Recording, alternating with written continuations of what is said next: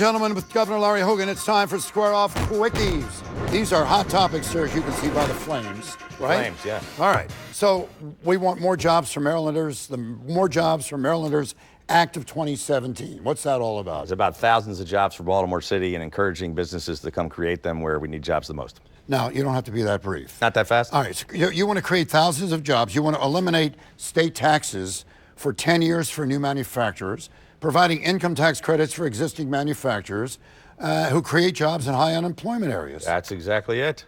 That wasn't so quick, though. It's not a quickie when you say it like that. All right, well, you know, there are quickies, sir, and there are quickies. I got you. Well, yeah, absolutely. We have a great bill, a lot of bipartisan support. We're going to create some jobs in Baltimore City and places like Western Maryland, Eastern Shore, where the unemployment is higher than the rest of the state. How do you create jobs? We provide incentives for companies to come bring jobs where they normally wouldn't want to go. And so it's tax incentives and tax credits for the creation of jobs in areas where we need them. Another area you're very interested in is cybersecurity. We're not going to be able to get through, by the way, all of these things you want to accomplish.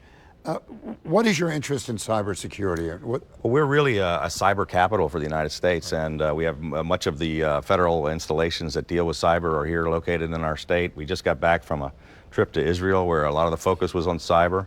We've got 1,200 cyber companies in Maryland, and it's a growing field.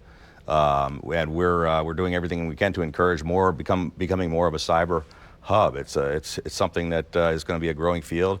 We've got the federal installations that help grow the private sector, and it's working well. And you also want to provide some tax credits for folks who open up new startup cybers? For job training and for new startups, yep. All right. Repealing Obamacare. Now, this is not on your program. I just want to drop this in because there's an attempt by the Republicans in the House and Senate to repeal the Affordable Care Act of Obamacare. What are your thoughts about that? Well, I actually called in our entire federal delegation a couple of weeks ago, both senators and all the congressmen, and had a discussion about that and a number of other federal issues. There are some Democrats who want to keep the Affordable Care Act exactly the way it is with no changes, and there's some Republicans that want to repeal it and throw it out with nothing to replace it. And my position is that we need to find a way to come together, keep the good parts of it and fix the bad parts. And we really have a rational discussion around that, and so that we don't throw people out on the streets with no coverage, but we don't have the problem of people's costs doubling and getting worse care. I know you're more interested in the state, but what are your thoughts about the fact that when President Obama took office, eight years ago, the Republicans, their objective was immediately to try to stop him in every way. And what were you? And it seems like the same exact thing is now going on in Washington again on the other side of the aisle, and it's one of the things that I'm most frustrated about, and why I'm not focused on Washington. I don't want Annapolis to become more like Washington, and I really believe they ought to be doing what we're trying to do here, which is instead of shouting at one another and having your primary objective to be a political goal to destroy the other person. I think we need to listen more and try to find common ground and reach across the aisle and work in a more bipartisan fashion. Your dad, of course, was a wonderful instructor at the University of Maryland.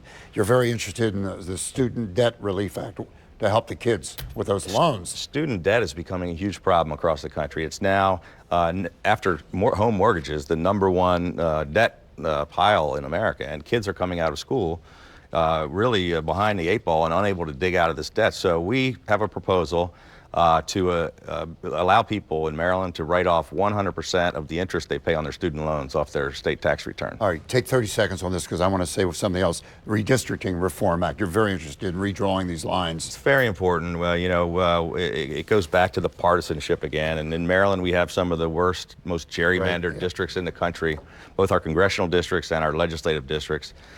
We have a bipartisan proposal for a nonpartisan redistricting commission that would draw the lines. And so voters would actually get to pick their representatives rather than their representatives drawing their own lines and picking their voters. And it's something that nearly everyone in Maryland agrees with, but it's difficult to get through the legislature. All right, sir. Now, did you know, ladies and gentlemen, listen to this.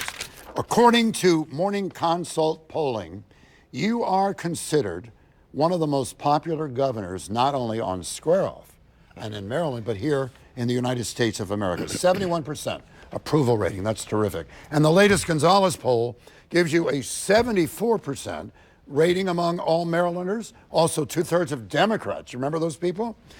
They say the job you're doing is excellent, a good sign for re-election.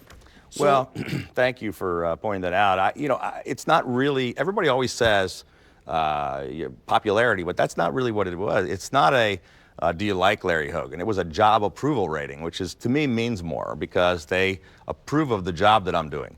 And if 2/3 of Democrats and 70-some% of the people in the state approve of the job I'm doing, we're going to keep doing the same things we've been focused on. And I'm happy that they're appreciating what we're doing. and can we assume that you will be running again in a couple of years? Yes or no? Yes, I don't think we're going to be able to solve all the problems in the next 2 years. All right, good. We'll be back in just a moment with our special guest, Governor Larry Hogan.